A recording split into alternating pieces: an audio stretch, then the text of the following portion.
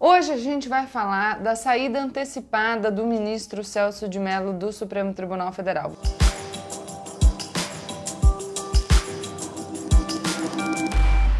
Olá pessoal, como eu sempre digo, a partir de agora, menos emoção e mais razão. Aproveita para deixar o seu like, se inscrever no canal e compartilhar o vídeo com seus amigos. Fiz um dia o vídeo pro Henri Bugalho e já tô falando para deixar o joinha, né? Se separaram. Hoje a gente vai falar da saída antecipada do ministro Celso de Mello do Supremo Tribunal Federal. Vocês devem ter acompanhado as notícias, a gente já sabia que o ministro Celso de Mello se aposentaria nesse ano, mas a aposentadoria dele, que estava prevista para novembro, foi antecipada para o dia 13 de outubro. E aí a gente tem algumas razões que a gente pode conjecturar. A primeira é o ministro Celso de Mello, que inclusive está afastado do Supremo Tribunal Federal, está passando por problemas de saúde. Mas eu não sei se vocês se lembram, o Celso de Mello é o ministro relator do caso da suposta interferência do presidente Jair Bolsonaro na Polícia Federal. Lembra da briga? Bolsonaro e Sérgio Moro saindo do governo, dizendo que o Bolsonaro queria interferir na Polícia Federal, aí a Procuradoria-Geral da República instaura aquele inquérito, pede a instauração de inquérito, na verdade, que tinha, enfim, dois lados. Então colocava o ex-ministro Sérgio Moro de um lado como testemunha, de outro lado como possível investigado, então dava para pegar dos dois lados. E uma discussão que está posta nesse inquérito e que está sendo objeto de discussão agora é a possibilidade de o presidente Jair Bolsonaro não prestar um depoimento pessoal nos autos do inquérito. E aí, por que esse caso é um motivo de preocupação e poderia ter impacto essa saída antecipada do ministro Celso de Mello?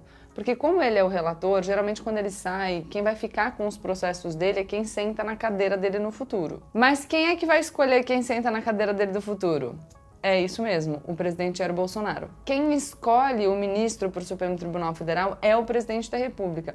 Meu Deus, Gabriela, mas que absurdo! Se o presidente da República vai ser julgado pelo Supremo Tribunal Federal, como é que é ele que escolhe o ministro do Supremo Tribunal Federal? Então, é porque o Poder Executivo escolhe, mas tem o controle do Poder Legislativo, porque essa indicação, esse nome que foi indicado pelo presidente da República, passa pela sabatina no Senado. E só depois de ter o nome aprovado pelo Senado Federal é que o presidente nomeia o ministro. E lembrando aqui que o cargo é vitalício e vai até a aposentadoria compulsória com 75 anos. Aí, o ministro Celso de Mello pedir para antecipar a aposentadoria dele poderia ser uma alternativa para que outro ministro assumisse o caso e para que não se esperasse, portanto, a indicação do presidente Jair Bolsonaro para o sucessor do Celso de Mello na cadeira ficar com a relatoria do caso que investiga a suposta interferência do presidente na Polícia Federal. E vamos lembrar que o ministro Celso de Mello, relator desse caso, foi um ministro que desde o começo da gestão Bolsonaro já mostrou que ia fazer uma pirracinha ali, principalmente na pauta relativa aos costumes. O Celso de Mello foi o ministro responsável por, logo no início da gestão Bolsonaro, pautar o caso que equiparou a homotransfobia ao crime de racismo. Portanto, é considerado racismo hoje no Brasil qualquer conduta de homotransfobia e a criminalização dessa conduta vai continuar sendo feita pela lei do racismo até que o Congresso faça uma lei específica para criminalizar essas condutas. E a gente sabe que essas pautas relativas aos costumes são pautas que incomodam muito a gestão Jair Bolsonaro, que busca apoio desses grupos conservadores que, na época, criticaram muito a decisão do Supremo Tribunal Federal de equiparar a homotransfobia ao crime de racismo até que o Congresso se mexa. Na época, o Celso de Mello criticou muito a inércia do Congresso Nacional em relação a essa matéria, a proteção dos grupos vulneráveis. E quando a gente diz que essa pauta dos costumes é uma pauta muito cara ao presidente Jair Bolsonaro, a gente já pode começar a falar sobre o que pode vir por aí. Porque o Bolsonaro, a gente já tem alguns nomes que estão sendo discutidos, mas uma coisa que ele já fala há muito tempo é que a indicação dele seria de um ministro terrivelmente evangélico. Tem problema a gente ter um ministro do Supremo que seja evangélico? É claro que não, só que indicar alguém para o Supremo por ser evangélico é o problema. E aqui porque o Estado é laico, então a gente não pode misturar religião com assuntos do Estado. Mas isso não significa dizer que o presidente da República não tenha liberdade de escolher alguém com perfil conservador. Tem. Aliás, é a prerrogativa dele escolher o nome pensando inclusive nessa inclinação, né? Se mais progressista ou mais conservador. E depois esse nome vai ter que passar pelo Senado Federal. Aqui no Brasil, essa questão da sabatina pelo Senado sempre foi uma questão muito pró forma e nunca ficou muito clara qual era a posição dos ministros, os nomes indicados para ocupar uma cadeira no Supremo Tribunal Federal. O que é diferente da Suprema Corte norte-americana, por exemplo. Lá, os juízes indicados já têm um posicionamento muito bem definido. Aliás, ao mesmo tempo que a gente discute essa questão do novo nome para o Supremo Tribunal Federal aqui no Brasil, em virtude da aposentadoria do ministro Celso de Mello, lá nos Estados Unidos também esse tema está bastante quente, porque faleceu recentemente a juíza da Suprema Corte, Ruth Ginsburg, que era um nome progressista, e agora o Trump tem a chance de indicar uma conservadora, que é, aliás, o que ele está fazendo. Lá nos Estados Unidos, o Trump escolheu a Amy Barrett, que é terrivelmente católica, para a gente fazer uma equiparação ao terrivelmente evangélico aqui do Brasil. E o que o Trump tenta também é fazer um aceno a essa base conservadora do seu eleitorado. Mas enfim, quero trazer mais para o Brasil para a gente pensar essa indicação do nome para o Supremo Tribunal Federal sob algumas perspectivas. A primeira delas é a aparência. Então, o fato de o Bolsonaro indicar um nome terrivelmente evangélico e que seja conhecido do público que importa como terrivelmente evangélico, manda um sinal para essas pessoas. Ainda que depois muita gente sequer controle quais são as decisões do Supremo Tribunal Federal. Mas ele mostra, olha, nós estamos juntos, eu estou defendendo um nome conservador que defende aquilo que vocês acreditam. E isso é importante porque aqui no Brasil, nos últimos anos, a gente sabe que o Supremo Tribunal Federal tem sido trazido para o centro do debate político, principalmente em virtude do julgamento dos casos criminais envolvendo autoridades da República que são julgadas, que têm foro por prerrogativa de função lá no Supremo Tribunal Federal, mas também em virtude das pautas relativas aos costumes que geram muito burburinho na sociedade. E aqui no Brasil, uma coisa que a gente tem notado nos últimos anos também é o protagonismo individual de cada um dos ministros do Supremo Tribunal Federal. Eu até falo aqui bastante sobre como isso é prejudicial para a força, para a integridade da instituição, porque a instituição tem que ser maior do que as figuras que fazem parte da instituição de forma transitória. Ainda que o cargo de ministro do Supremo Tribunal Federal seja vitalício, o fato é que os ministros passam e o Supremo Tribunal Federal fica.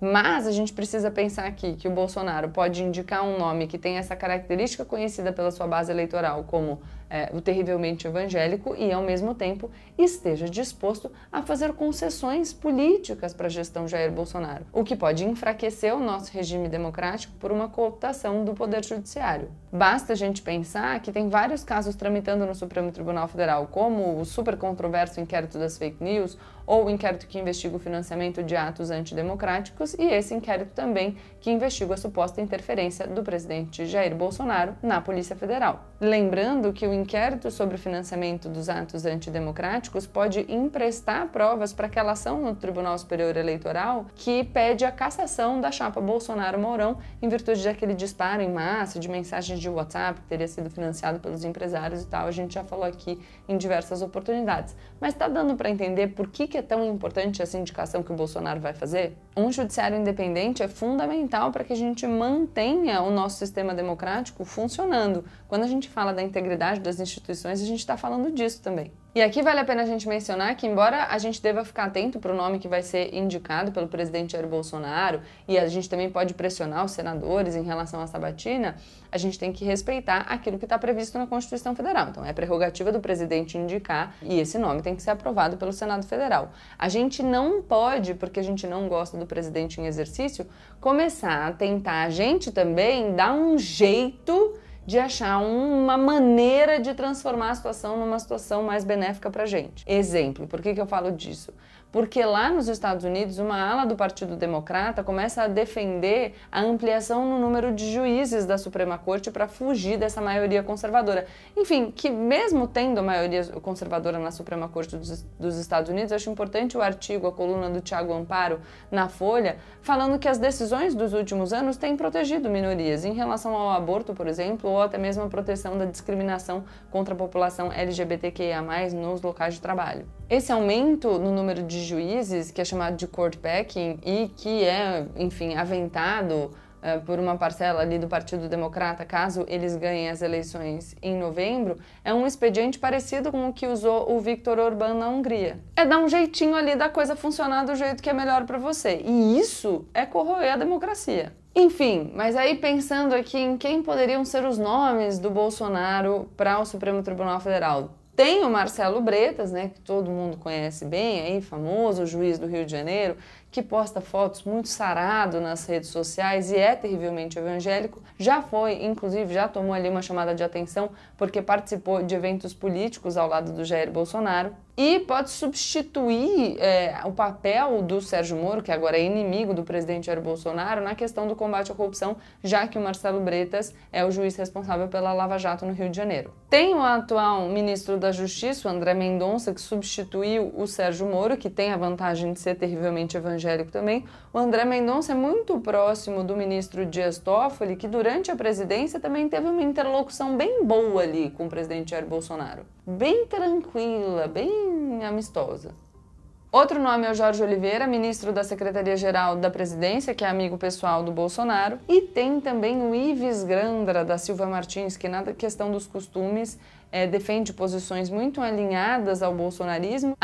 O Ives Gandra é católico, não evangélico, mas é cristão, então, enfim, conservador. Outro nome que existe aí rodando é o do Augusto Aras, mas o Bolsonaro já falou que indicaria o Augusto Aras para o Supremo Tribunal Federal se ele tivesse uma terceira vaga para preencher. Então ele não deve indicar o nome do Augusto Aras nas duas primeiras vagas, até porque, né, gente, o Augusto Aras serve mais aos propósitos do Bolsonaro como Procurador-Geral da República mesmo. Tomando cuidado ali para, né, dar uma segurada nas coisas que chegam contra o presidente. Mas aí vocês podem assistir os vídeos que eu fiz antes sobre o Augusto Aras, porque senão a gente fica repetindo aqui as coisas que a gente já falou no canal.